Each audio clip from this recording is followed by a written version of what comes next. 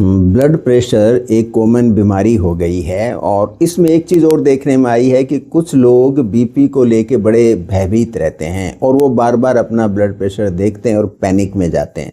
तो यहाँ आपको कुछ इम्पोर्टेंट चीज़ समझनी पड़ेंगी जो घर पे बीपी नापते समय आपको करनी चाहिए। एक तो आप जो कफ होता है वो बड़ा इम्पोर्टेंट होता है। आप ये आर्म वाला कफ है उसका बीपी लें, रिस्ट वाला नहीं लें, वो इतना विश्वसनीय नहीं होता है।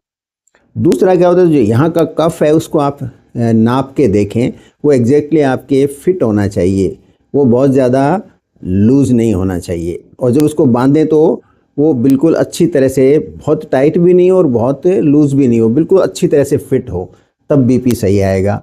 दूसरा क्या होता है, बीपी जब आप देख रहे होते हैं तो आप चेयर और टेबल पे बैठ के ज़्यादा देखें। आपका हाथ ऐसे टेबल के ऊपर होना चाहिए, रिलैक्स होना चाहिए, और आपकी जो कमर है वो चेयर पे पीछे यदि सपोर्ट उसको मिले तो और अच्छा रहता है।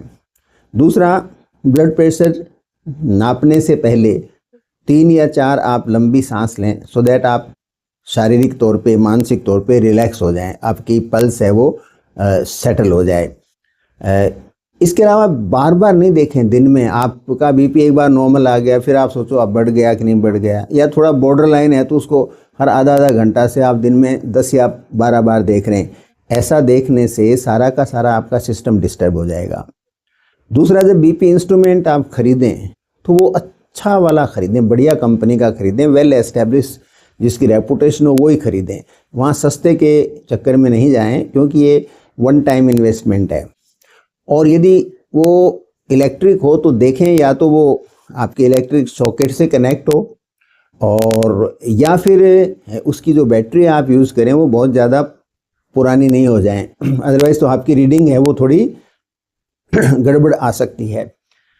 और बेहतर ये होगा कि आप अपने बीपी को कभी कभी 3 या 4 महीने में एक बार जो घर पे बीपी की रीडिंग लेके जाएं, और उसके आधा घंटा में आप अपने डॉक्टर के पास जाके वहाँ नपवा लें, और दोनों के बीच में जो डिफरेंस है उसको आप समझ लें, तो उतना आप डिस्काउंट कर सकते हैं।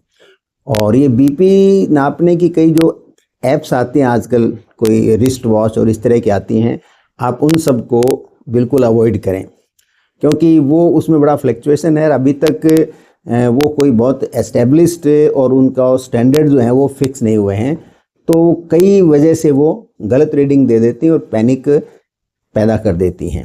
तो इन सब चीज़ों का बेसिकली आप ध्यान रखें, और बीपी घर पे आप तभी चेक करें जब आपका डॉक्टर आपको एडवाइस करे कि आपको इतने दिनों से ऐसे ऐसे करना है। और एक इम्पॉर्टेंट चीज़ है, बीपी हमारा दिन में कई बार फ्लक्चुएट होता है, तो जब भी आप घर पे बीपी देखें तो वो टाइम वही होना चाहिए। जैसे आप इवनिंग में अराउंड 5 PM देखते हैं, तो हर बार जब बीपी देखें तो वो 5 बजे के आसपास ही देखें, उसी समय के आसपास देखें। ऐसा नहीं है कि कभी आप सुबह देख रहे हैं, कभी दोपहर हो, कभी रात को, कभी इवनिंग में, और उन सबको आप चाहें कि वो एक आएँ, वो रीडिंग एक नहीं आती है।